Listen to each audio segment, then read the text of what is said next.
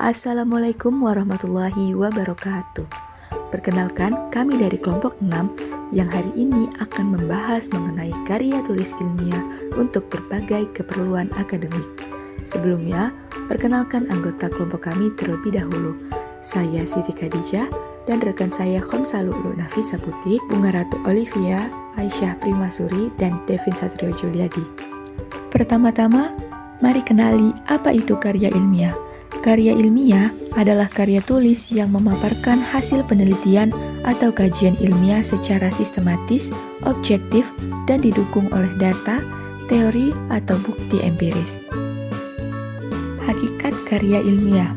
Hakikat karya ilmiah adalah bentuk tulisan yang disusun berdasarkan hasil penelitian atau kajian ilmiah dengan tujuan untuk menyampaikan pengetahuan, fakta, atau pemecahan masalah secara sistematis, logis, dan dapat dipertanggungjawabkan secara ilmiah. Berikut beberapa poin penting tentang hakikat karya ilmiah. Yang pertama, berdasarkan fakta dan data, disusun dari hasil observasi, eksperimen, atau kajian pustaka yang valid. Yang kedua, menggunakan metode ilmiah. Penulisan mengikuti langkah-langkah seperti perumusan masalah, pengumpulan data, analisis, dan kesimpulan. 3. Tujuannya bersifat edukatif, yakni bertujuan untuk menambah pengetahuan atau memberikan solusi ilmiah atas suatu masalah. 4. Bersifat objektif dan rasional, tidak dipengaruhi oleh pendapat pribadi atau emosi. 5. Terbuka untuk diuji ulang. Informasi yang disampaikan bisa dikritisi dan diverifikasi oleh pembaca lain. Fungsi penulisan karya ilmiah untuk keperluan akademik dapat dijelaskan sebagai berikut. Yang pertama, menyampaikan gagasan atau penemuan. Karya ilmiah digunakan untuk menyampaikan hasil pemikiran, penelitian, atau penemuan seseorang secara logis dan sistematis. Yang kedua, melatih berpikir kritis dan objektif.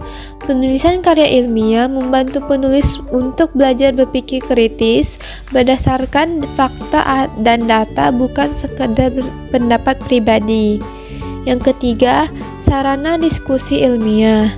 Karya ilmiah menjadi dasar untuk berdiskusi, dikaji, dan dikembangkan lebih lanjut oleh peneliti lain.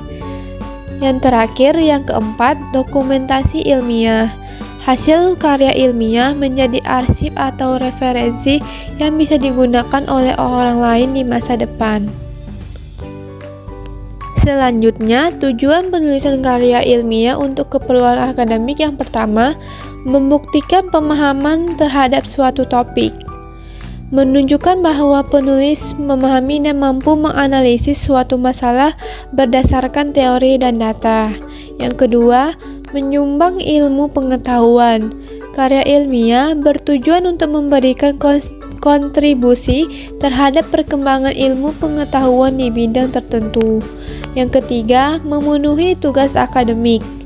Penulisan ini biasanya menjadi isyarat dalam pendidikan seperti tugas akhir, skripsi, atau laporan penelitian. Yang keempat, melatih kemampuan menulis secara ilmiah. Tujuan lainnya adalah melatih cara menulis yang baik, jelas, dan sesuai kaidah ilmiah. Selanjutnya ada jenis-jenis karya ilmiah yang terdiri dari 7 jenis. Yang pertama, makalah. Makalah ialah tulisan ilmiah yang membahas suatu topik tertentu berdasarkan kajian pustaka atau data sederhana. Tujuannya biasanya untuk tugas kuliah atau seminar. Ciri khasnya itu lebih sederhana dari skripsi, tidak selalu harus ada penelitian lapangan. Yang kedua ada artikel ilmiah. Artikel ilmiah ialah tulisan singkat yang membahas hasil penelitian atau kajian ilmiah dan biasanya diterbitkan di jurnal. Tujuannya yaitu untuk menyebarkan temuan penelitian kepada masyarakat akademik. Ciri khasnya yaitu ringkas, fokus pada suatu isu, dan biasanya ditulis dengan format jurnal. Yang ketiga ada laporan penelitian. Laporan penelitian yaitu laporan sistematis tentang proses dan hasil suatu penelitian yang bertujuan untuk mendokumentasikan hasil penelitian secara detail. Ciri khas dari laporan penelitian yaitu lengkap dengan metode, data, analisis, dan kesimpulan. Yang keempat ada skripsi. Skripsi yaitu karya ilmiah yang ditulis oleh mahasiswa sarjana pertama sebagai syarat kelulusan. Tujuan dari pembuatan skripsi ini yaitu membuktikan kemampuan mahasiswa melakukan penelitian secara mandiri. Ciri khas dari skripsi ini ada rumusan masalah, teori, metode, data, dan analisis. Yang kelima adalah tesis. Tesis adalah karya ilmiah untuk jenjang sarjana kedua atau magister. Tujuan dari tesis ini menyajikan penelitian lebih mendalam dari skripsi. Ciri khas tesis yaitu mengandung kajian teori yang lebih kuat dan analisis yang lebih kompleks. Yang keenam ada disertasi. Disertasi adalah karya ilmiah pada tingkat doktor atau S3. Tujuan dari disertasi adalah menyumbangkan teori atau pengetahuan baru dalam bidang tertentu. Ciri khasnya yaitu harus orisinal dan memiliki kontribusi ilmiah yang signifikan. Yang terakhir, yang ketujuh adalah paper atau kertas kerja. Kertas kerja ini yaitu karya ilmiah yang disusun untuk dipresentasikan biasanya dalam seminar atau konferensi. Tujuan dari kertas kerja ini yaitu menyampaikan ide atau hasil riset kepada peserta forum ilmiah. Ciri khas dari kertas kerja yaitu ringkas dan padat, disesuaikan dengan topik seminar. Penggunaan notasi dalam karya tulis ilmiah. Notasi dalam karya ilmiah digunakan untuk menyampaikan informasi secara presisi, efisien, dan konsisten. Hal ini penting karena membantu menghindari ambiguitas dan kesalahan dalam interpretasi data, terutama saat menangani angka-angka besar atau kecil. Berikut beberapa hal yang perlu diperhatikan dalam penggunaan notasi ilmiah dalam karya ilmiah. Yang pertama, ada fungsi notasi ilmiah. Nah, fungsi notasi ilmiah terbagi menjadi 3, yaitu presisi, efisiensi, dan konsistensi. Adapun presisi yaitu memungkinkan penyampaian informasi yang lebih akurat, terutama menggunakan angka-angka yang sangat besar atau sangat kecil. Dan efisiensi yaitu menyederhanakan penulisan dan memudahkan pemahaman konsep-konsep ilmiah yang kompleks. Sedangkan konsisten memberikan standar penulisan yang seragam sehingga dapat dimengerti secara luas oleh para ilmuwan. Yang kedua ada format notasi ilmiah.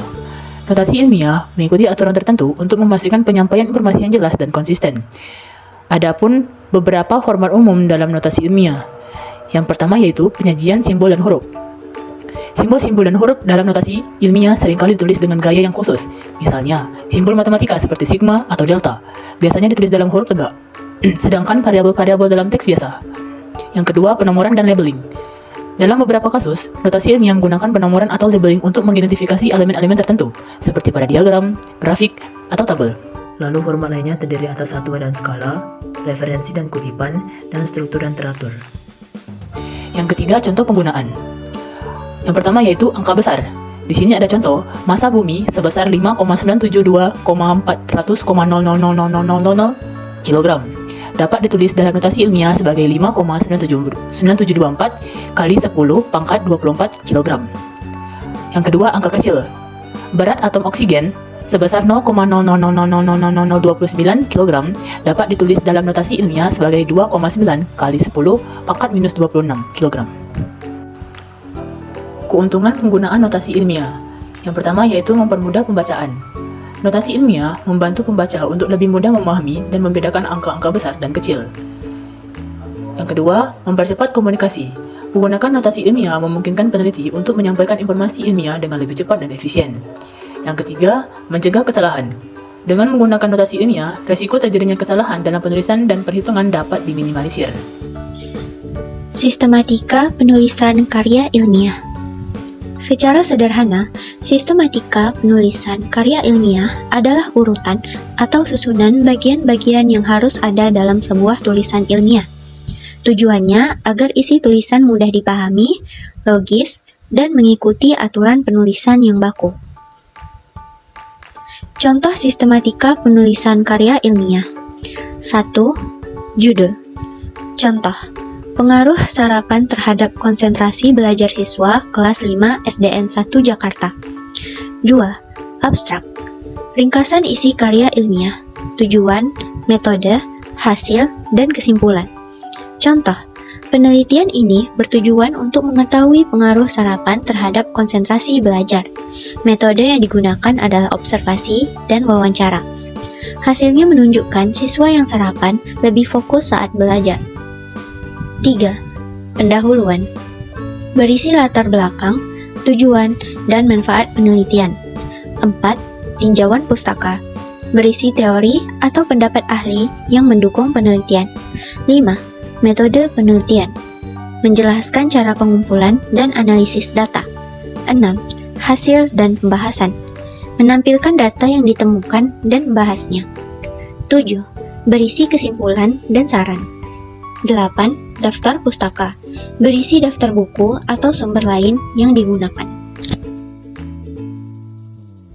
Bahasa dalam karya ilmiah memiliki ciri khas tersendiri yang membedakan dari bentuk tulisan lainnya. Berikut adalah beberapa karakteristik dalam bahasa karya ilmiah. 1. Baku. Menggunakan bahasa Indonesia yang sesuai dengan kaidah tata bahasa dan ejaan yang berlaku, misalnya EYD atau PUEBI. 2. Objektif. Menyampaikan informasi berdasarkan data dan fakta, bukan opini pribadi atau perasaan. 3. Formal. Menghindari penggunaan bahasa sehari-hari, slang, atau ungkapan yang terlalu santai. 4. Logis dan sistematis. Mengikuti alur berpikir yang runtut, disusun secara sistematik dari pendahuluan, pembahasan, hingga kesimpulan. 5. Lugas dan jelas. Menghindari kalimat berbelit-belit, setiap kalimat ditulis dengan tujuan menyampaikan informasi secara efektif. 6. Konsisten dalam istilah, gaya kutipan, dan format penulisan.